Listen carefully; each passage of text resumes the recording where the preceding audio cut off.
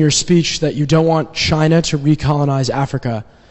And I'm wondering how you foresee China-South Africa relations if the EFF comes to power, and also how you foresee China-Africa relations in the future in general.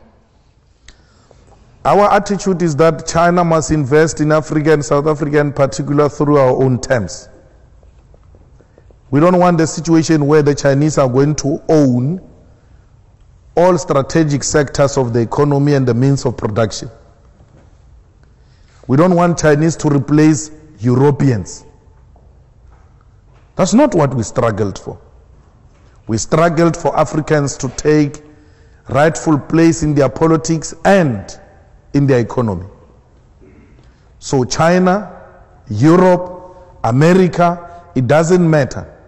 You're coming to invest in a South Africa ruled by EFF through the terms and conditions of the South African government. Look at what America did to China 2 weeks ago.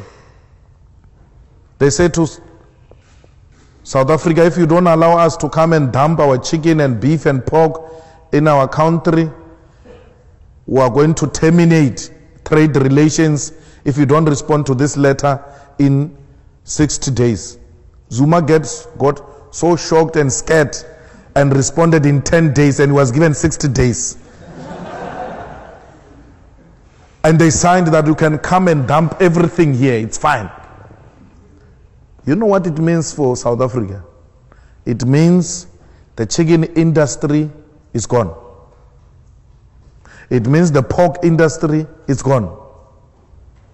Because the chicken that get to be dumped, it's a chicken of a third grade which is not needed there.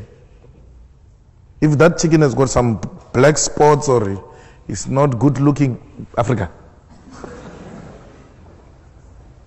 Then it get a chicken in South Africa which you can buy, a chicken produced in South Africa which it sells for 12 rand, and a chicken that comes from America that sells for 5 rand. Obvious people are going to prefer the 5 rand chicken, and then it destroys the chicken industry in South Africa. And when you destroy the chicken industry in South Africa, you then destroy jobs in that industry.